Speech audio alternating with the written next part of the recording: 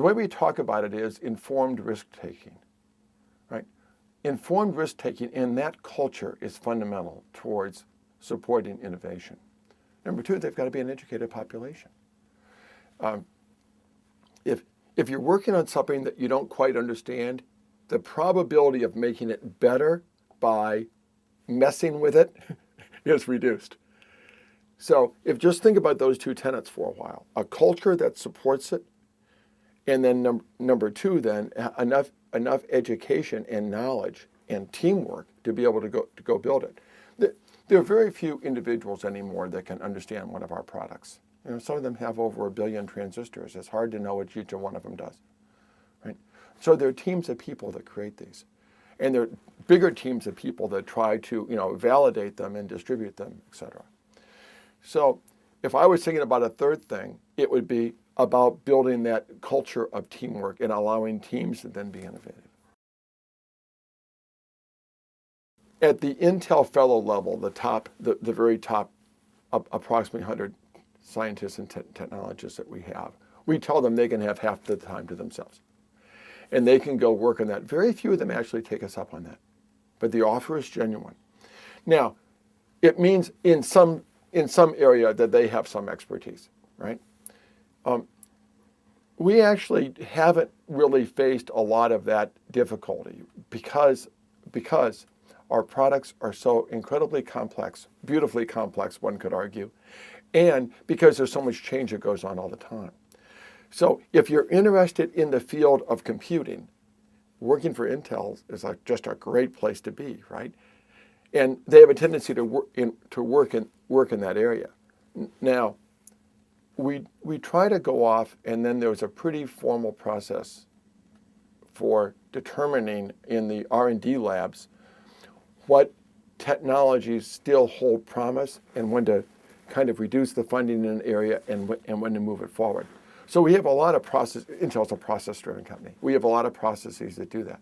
But fundamentally, the idea is that you can do most of the development in the area of expertise, some form of computing, and then in the research labs themselves, a very organized process to determine which ones we continue to fund and which ones we pass on.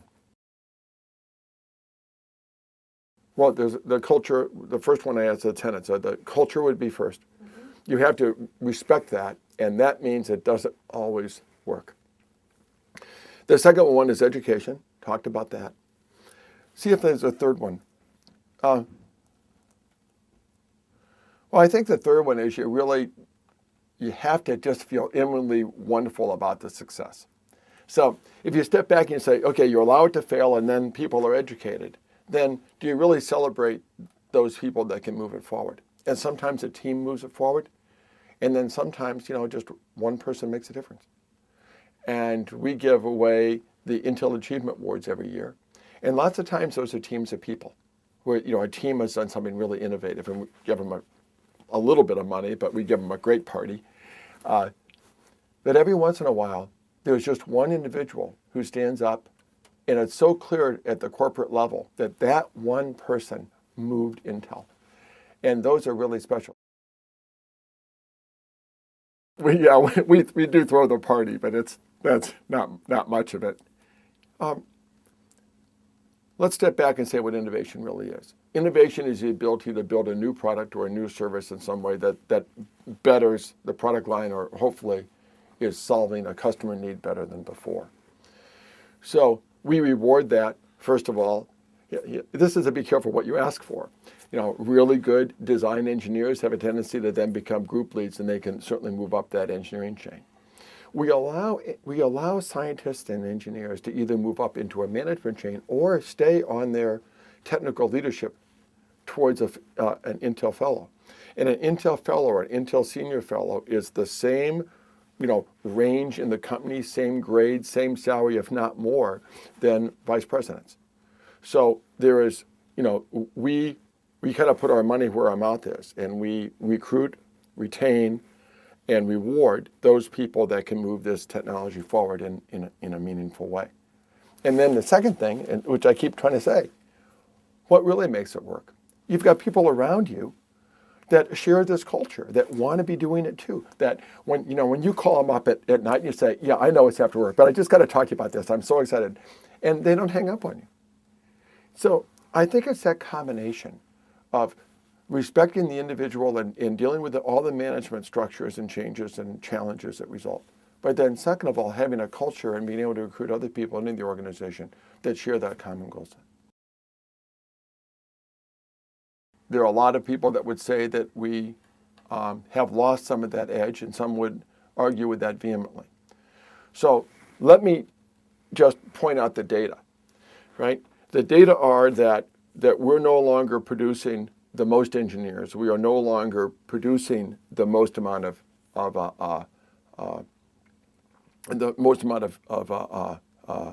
new companies. We have been the technological lead in the world. We've really had technical supremacy for decades.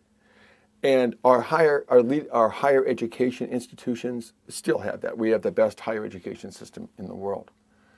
But if we really want to remain a technological powerhouse in the next 30 years, we need to start internalizing all the scores that are coming out to explain that we're in the 20s in math and science. Our children are not as well educated. They don't have the same work ethic, whether we like it or not. That's what the tests indicate. And I think we have to look at the systemic issues that are causing that and go after it. Enjoying them. If you step back and you say, creative people will always give you you will spend most of your time on creative people. And that means that they will be the people that you want to most embrace sometimes, and then you just most want to argue with the others because it depends on where they're going at any given moment.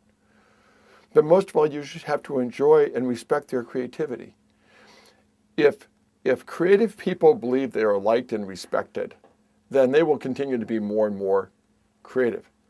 And I don't necessarily relate creativity with lack of discipline. You can be very creative within a discipline. So if we're talking about how do you deal with undisciplined creative people, then I think that's just a matter of trying to establish a common goal.